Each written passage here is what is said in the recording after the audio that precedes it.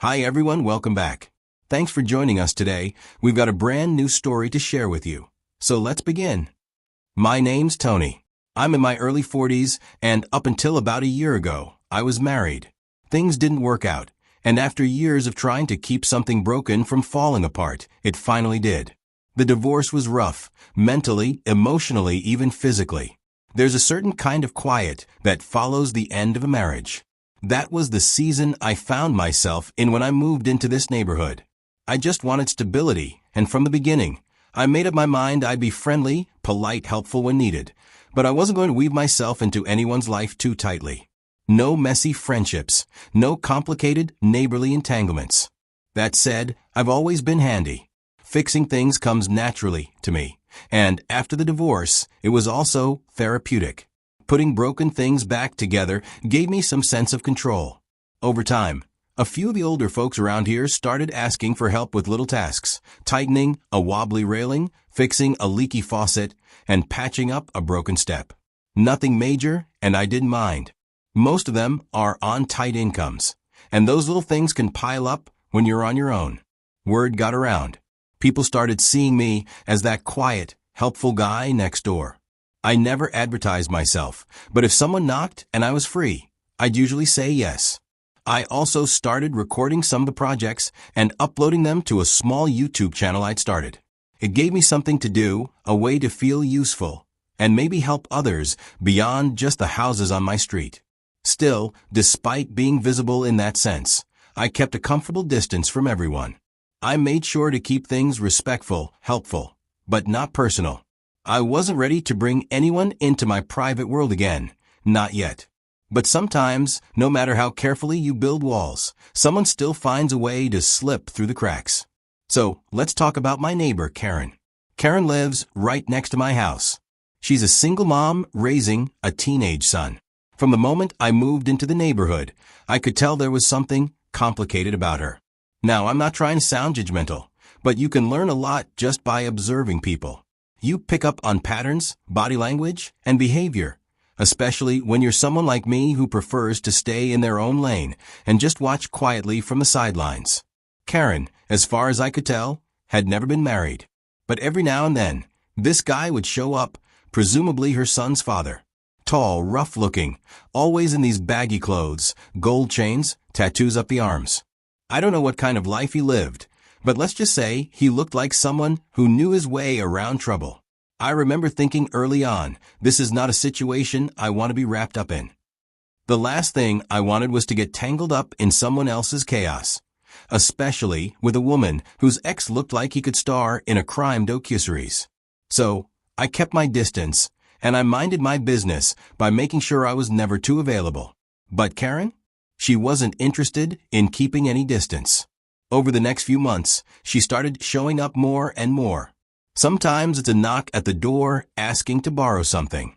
Other times, she'd come over late in the evening with some excuse about needing help lifting something in her garage, or she'd stand at my doorway making small talk long after the conversation had died.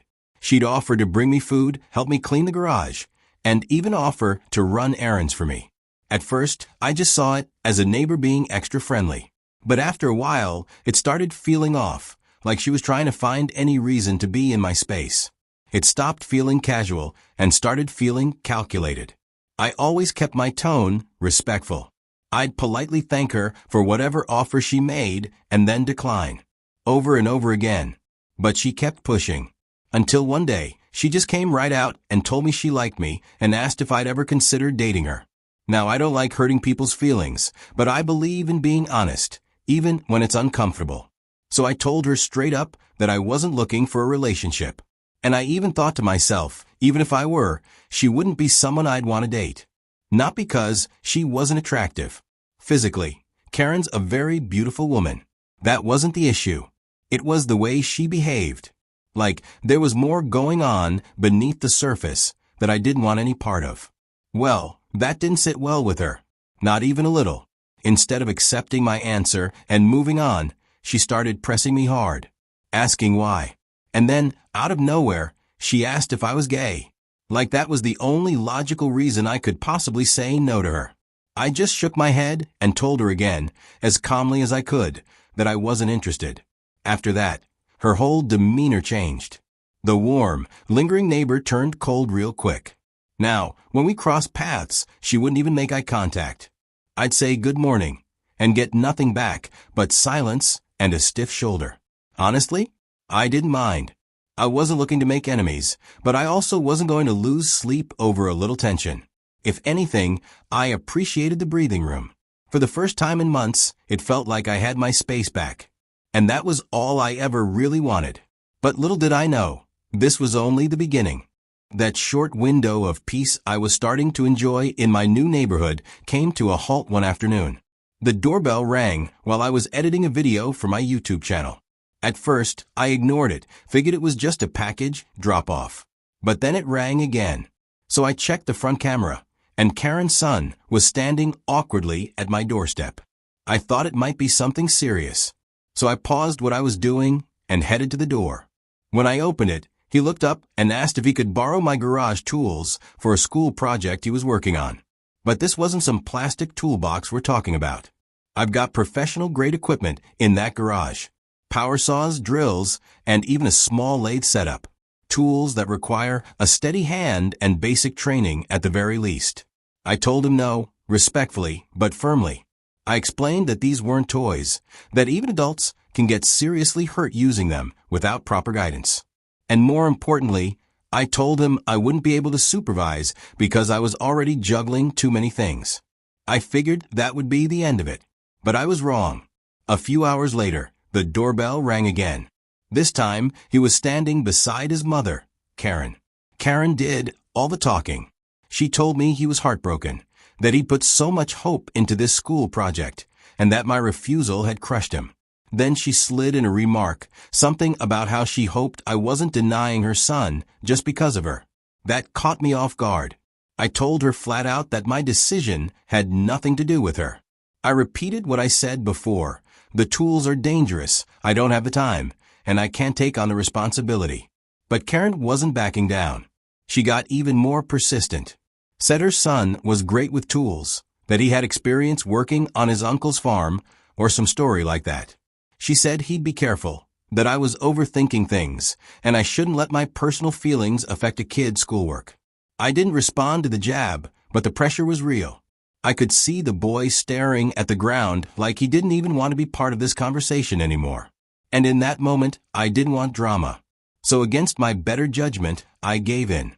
I told them he could use the tools, but I reminded them again, I wouldn't be able to supervise him all through. I showed him the basics, the safe way to set things up, how to clamp it properly, and how not to rest fingers near spinning parts. He nodded, listened, and seemed eager to get started. After that, I left them to it. Over the next few days, he came and went, spending hours in the garage. Honestly, I just hoped he'd finish quickly, and I could go back to my routine. But what I didn't realize was that I'd just opened the door to something much uglier than a school project. Weeks had gone by since the kid used my garage. I'd honestly put the whole thing behind me, chalked it up to just being a neighbor trying to help. So when I got a call one afternoon from a friend down the street asking if it was true that Karen was suing me, I thought he was joking. I even laughed at first until he said, "No, man, I'm serious." That's when I felt my stomach drop. Not even 2 days later, I got a knock at the door. It was a courier, and he handed me an envelope. Inside was a formal notice.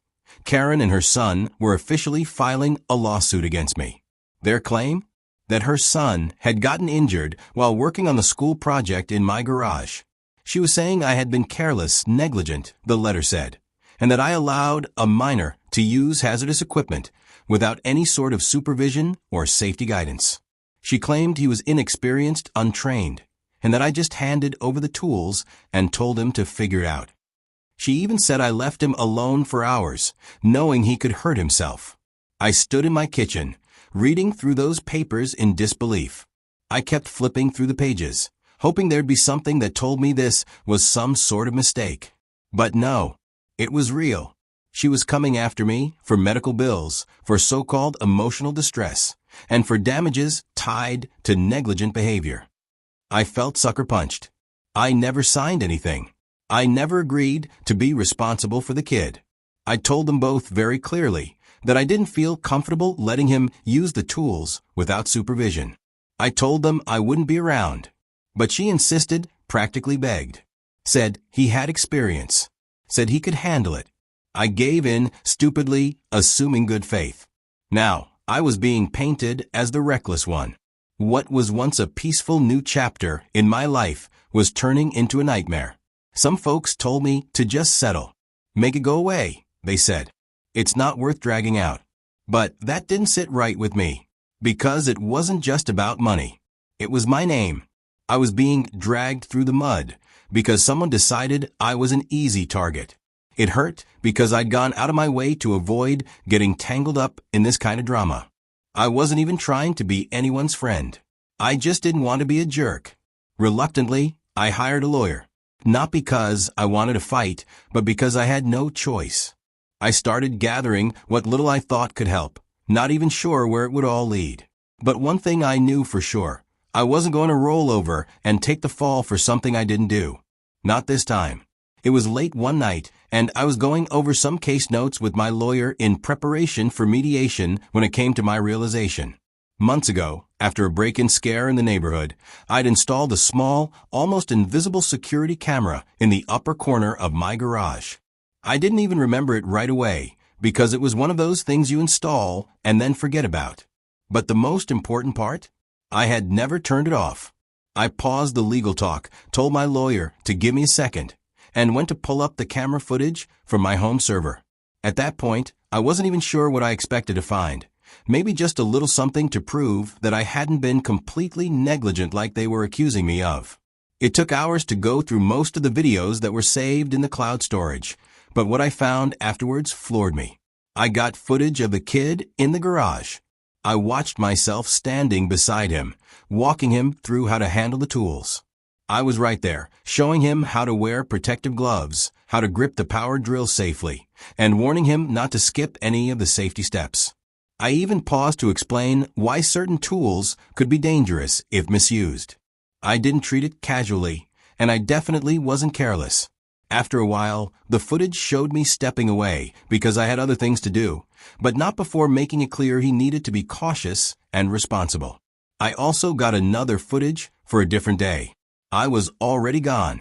The camera picked up the garage door opening. Karen, the boy's mother, walked in. She didn't know the camera was there, obviously. She moved straight toward her son and asked, "When will you create the accident?" The kid hesitated. He looked uncomfortable. But after a few seconds, he nodded slowly and said, "Soon." The expression on his face wasn't of someone about to make a mistake. It was someone being pushed to do something he knew was wrong. I couldn't believe what I was seeing. Whatever injury he eventually got, it wasn't just a teenager being clumsy with tools. This was pre-planned and a setup, making me the target. I sat there and absorbed it all.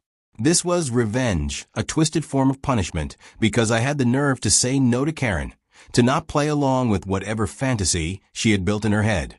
And it didn't stop there. I remembered I had another camera, the one by my front door. I pulled up that footage too, and sure enough, it showed the day her son first came asking to use the tools. It also caught the second visit, when Karen came with him. The audio was scratchy at first, but you could still make it out. I was telling them both that I couldn't supervise, that the tools weren't safe without experience. Karen, in her overly sweet voice, kept insisting it was fine, that her son had experience and would manage. It was obvious now that she was trying to push responsibility onto me, make it seem like I had approved everything without warning. In that moment, I realized I wasn't careless. I had been targeted, manipulated, and framed by someone who didn't care, who got hurt just to score a financial payday. And now I had proof. On the mediation day, my lawyer met me outside the office. We then walked in together. The room was exactly what you'd expect for mediation. Karen was already there. She sat across the table. Her son sat beside her. Then their lawyer sat to the left. As I took my seat, Karen leaned in slightly, lowering her voice just enough so only I could hear her, and said, "I always knew you'd be our payday," she whispered, with a smile. I didn't look at her. I just stared straight ahead. It took every ounce of control not to respond. Because she didn't deserve a reaction. And more importantly, I didn't need one. The mediator began with the usual introductions and formalities.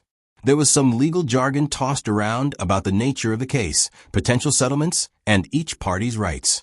After some back and forth, the floor turned to me. "Mr. Tony," the mediator said, "do you have a statement you'd like to make?" I pulled the small USB drive from my pocket and slid it toward the AV technician at the back of the room. "I'd prefer to let this play instead," I said. The lights dimmed slightly as the monitor on the wall flickered to life. The room went still.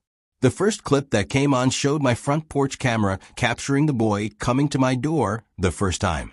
You could hear him ask to use my garage tools, and you could hear me turning him down politely but firmly, explaining the tools were too advanced, and I wasn't available to supervise.